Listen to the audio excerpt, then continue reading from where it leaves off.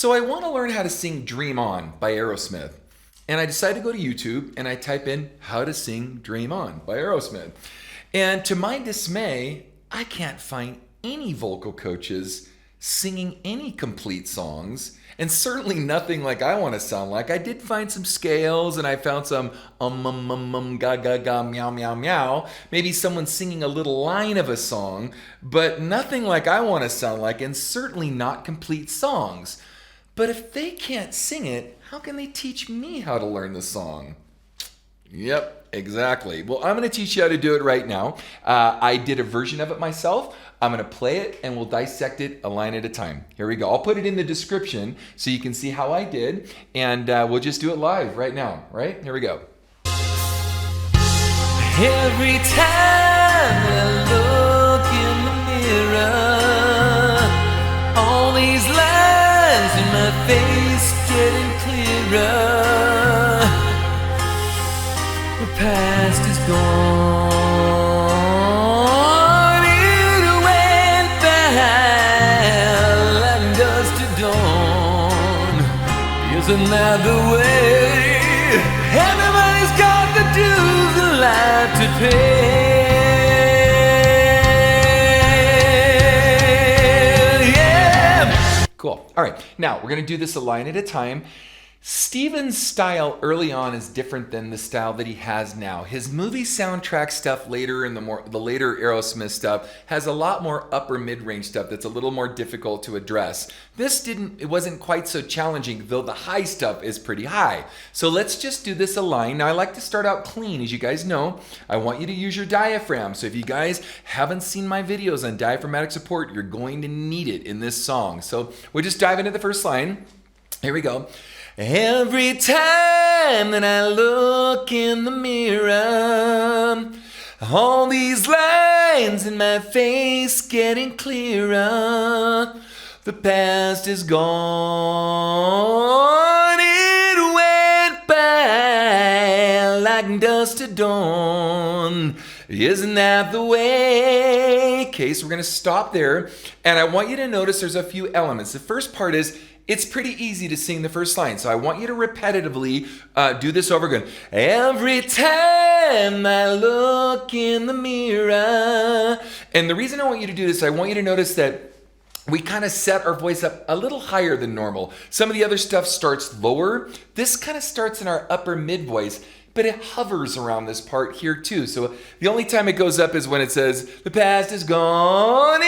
That part is where it kind of goes up a little bit. So every time that I look in the mirror, and I want you to feel like you're floating on a cushion of air. And here's what I mean by that.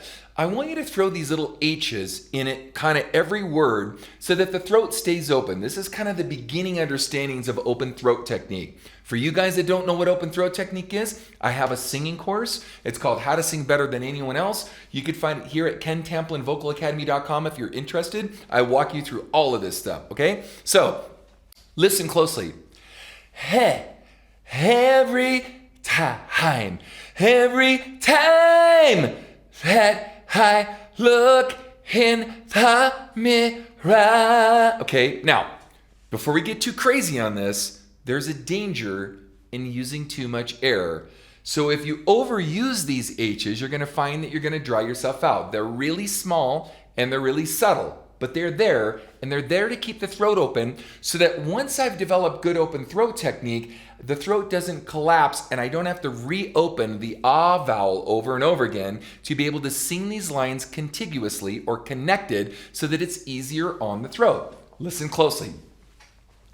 Every time that I look in the mirror, all these lines in my face getting clearer. You hear how kind of I don't go every time that I look in the mirror, all these lines in my face getting clearer, right? I'm not closing down the throat by over exacerbating or over stressing out the throat by by glottal stops, which are the consonant sounds. I'm kind of glazing over the consonants and I'm throwing these H's to get in there. Now, on the past is gone, it's kind of interesting because you have to kind of trick the voice a little bit. Now, in my course, I discuss There are different compartments to the voice. And I'm going to address you males out here right now specifically.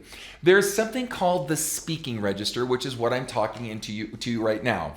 There's something called the belting register. Then there's what's called segundo passaggio, or the second passageway.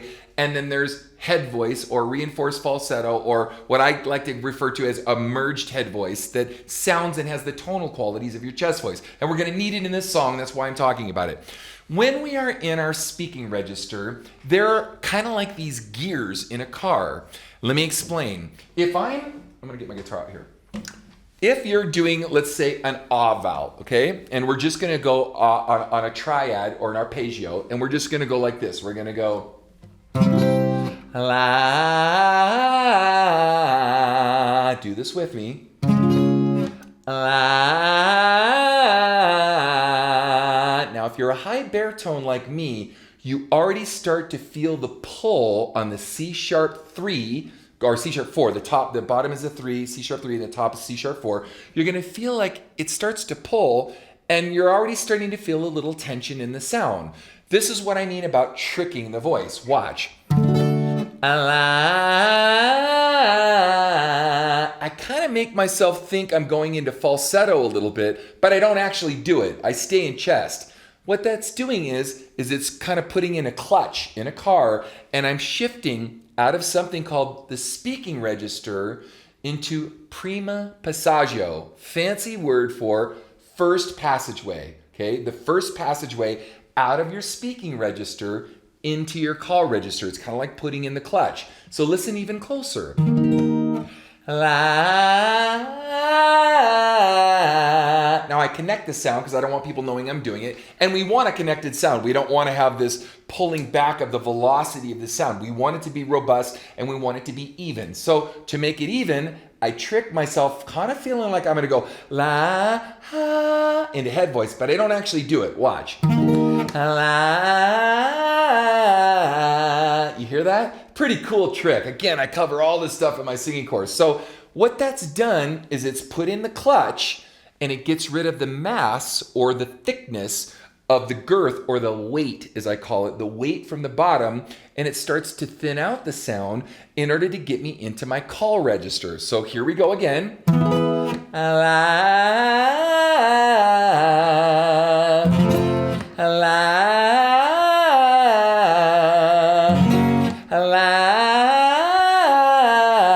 Right? It kind of sounds like I'm kind of going in falsetto, but I'm not. I'm just releasing the weight on the bottom so that I don't try to drag all of this weight or muscle mass up as I go up top. So as I go to do this in the song, you're going to hear me do this on this section right here. So where it goes, let me play it again so for a pitch reference so you can hear it here. Check it out.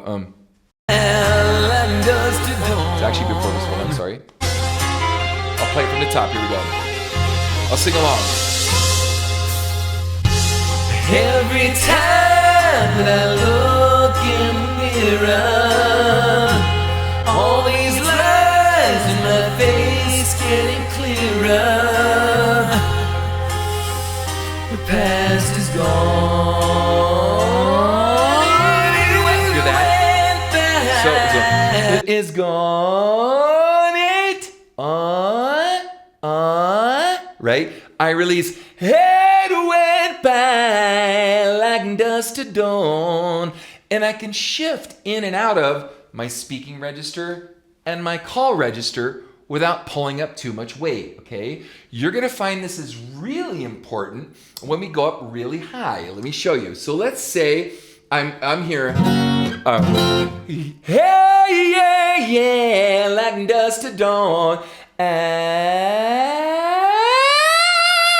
Right? So notice, you don't hear the register break. That's called segundo passaggio, segundo or second passageway, right? So it goes from my call register or my belting register through my passaggio, which that section is called mixed voice, all right? Now, people talk about it. You see all these guys on the internet talking about mixed voice. and they don't actually sing. They're not singing any songs. They might even do a little scale or something, but they're not actually demonstrating mixed voice, because you can't really demonstrate mixed voice until you can prove that you can come out of a belting register or a robust chest sound, all right, and relax, mix, or have a percentage of that chest sound and your head voice that you've developed with a nice bright ping or a tone to match the qualities of your chest voice, so that it sounds like one long powerful note.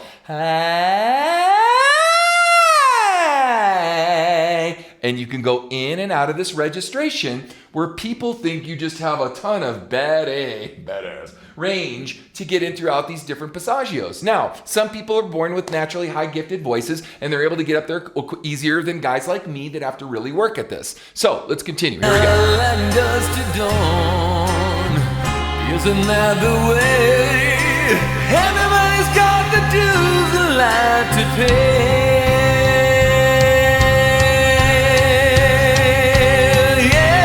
Cool. Now on that, everybody's got the dues in life to pay. Right. I like to distort it, but guys, I want you to, everybody's got the dues in life to pay. I'd rather you keep it really small first and then start to bring a little girth. But I like to kind of man up to the sound. I like a little fatter. So I didn't really go after it like Steven Tyler. I came after it kind of like me, which is what I want you to do. I want you to sing like you. We'll have influences of other singers.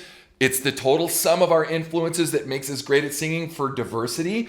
But I sing it like me. So let's continue. I know nobody knows where it comes and where it goes. So, I know nobody knows where it comes and where it goes, right? So I'm thinning out the sound. I'm not going, I know nobody knows, right? I just can't. I got to keep it small. I bring it into the face. All right, let's continue. I know everybody's sin. You got to lose to know how to weigh it. I know everybody's sin. You got to lose to know how to weigh it. Now I sang it a little heavier there, but I want to keep it clean for your sake so you can hear how this all works. Let's continue. Again, I'll put this song in the description. Grade me. Tell me how I did. All right? So let's continue. Covered up.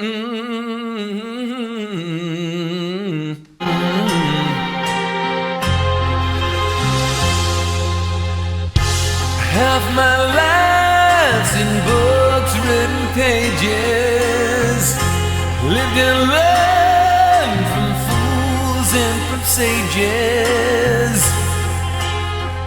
You know it's true. All the things come back to you. Okay, cool. Now, I want to point out how I used a fatter tone because I like the sound. You don't have to use a fatter tone. In fact, I wouldn't recommend it because it's much harder to do. But because it's much harder to do, I like that because it challenges me. I could have stayed small. I could have gone, have my lives in books, written pages, live and learn from fools and from sages. You know it's true.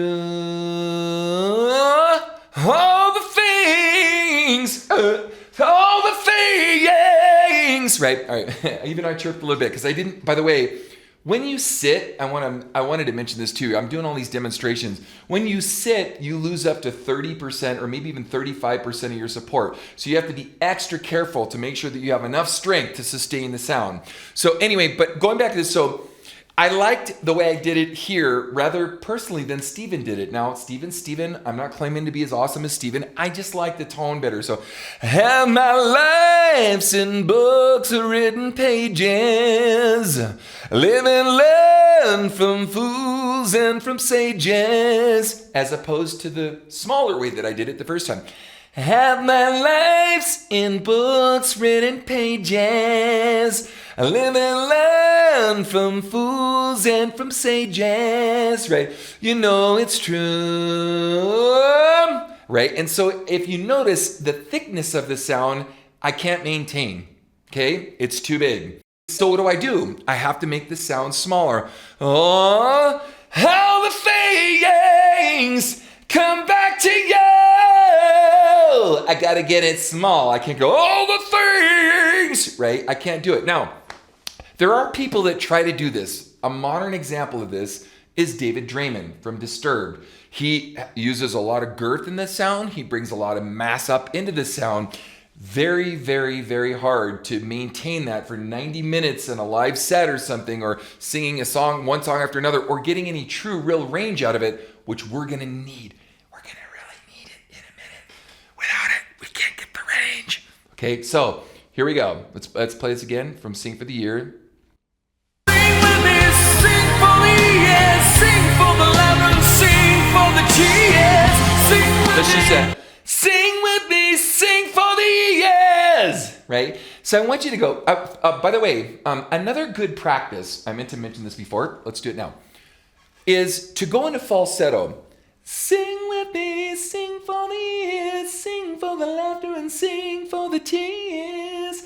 And see how easy it is in the throat and how it kind of should feel when we're in really good placement. Now, it's really easy to sing in falsetto and it's hard to bring that much mass up. And I'm not mixing the sound, I'm pulling chest up. And I think it's an A, right?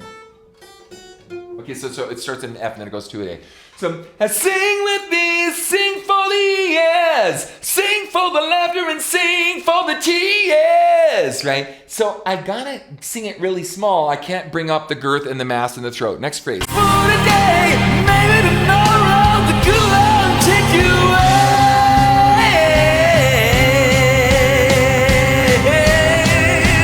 Okay, now let me get to the lyric on this. I should know all this by now, but it's been a while. Here we go.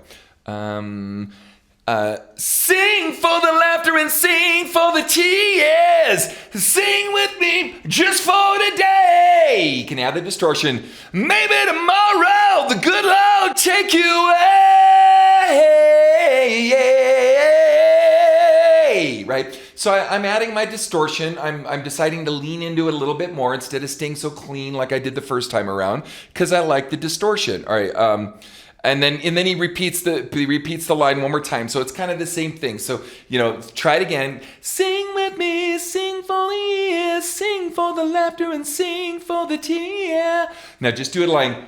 Sing with me. Do it real small. Sing with me, sing for the years, right? Sing for the laughter and sing for the tears. Okay. So, and I'm pulling maybe too much weight into the sound than I need to, and then let's get to the Dream On section. Now, when I get to the Dream On section, I want to point something out. He goes entirely into falsetto, and everyone is really wowed by the high note, and they should be because it's pretty high.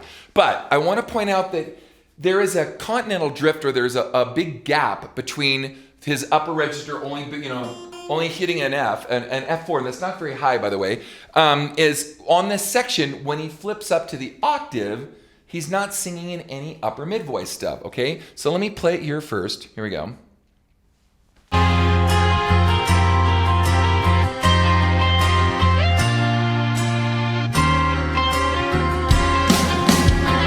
Sing with me, sing for the years, sing for the laughter and sing for the tears. Sing with me just for today, maybe tomorrow the good Lord will take you away.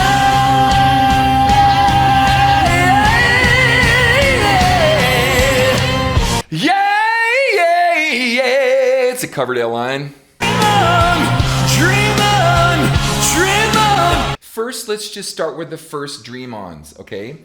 I don't sing a dotted E. I sing drem-a, drem-a, drem-a. Listen.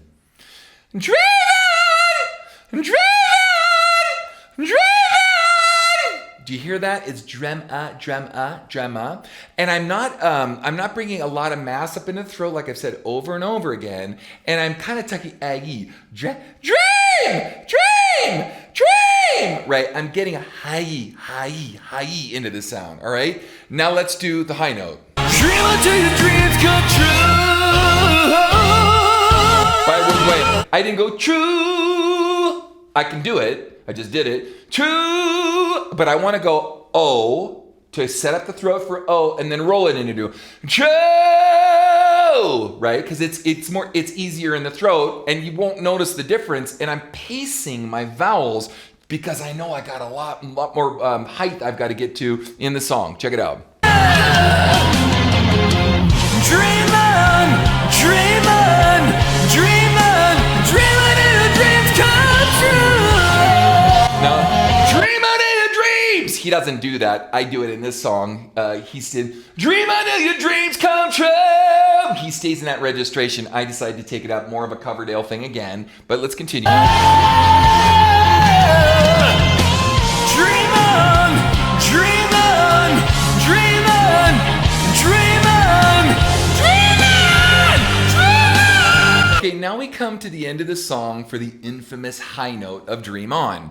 But if you notice, it's all falsetto, though it's pretty tough to do because he starts on a G sharp 5. Let me show you here. It's way up here. It's a... Okay. And I do it. Now, Steven Tyler only does it once in the song. I actually double up on it, and I decide to do it twice. And the second time through, I go to a B flat 5, so it's... Right? Let me play it for you. You can see what I'm talking about, and then we'll talk about how to get to it. All right? Let me play it first. Here we go. Dream on, dream on, dream on, dream on, dream on, dream on, dream on.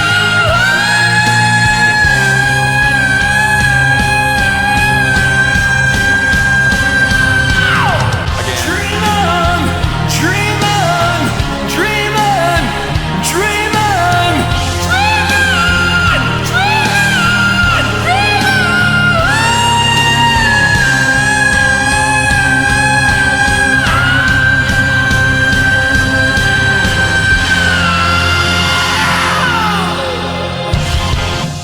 All right, so let's do this now. Now, I'm going to set us up for starting it easier and lighter. So let's do it now. Here we go. Okay, for the G sharp. See, I'm stretching it to like singing the number 8. I'm going, I'm doing it an octave lower so you can hear. I'm going, ha, ha, ha. And I'm really stretching that soft palate and that uvula in the back of the throat in order to get to that height, you know. I'm getting and you got to work on this. I mean, it's not something that you gotta, just all of a sudden jump out and start singing G sharps or get all the way to the B flat 5 like I did in the song. But we piecemeal these things together and we pace ourselves step by step. So if you guys like what you heard, please like and subscribe to my channel. That would be cool. Again, I have a singing course that walks you through all of this stuff. If you're interested, you can find it right here at KenTamplinVocalAcademy.com, where I have a free singing forum over there with over 25,000 people all negotiating how to get good at this stuff. And definitely stick around and check out my next video. Dream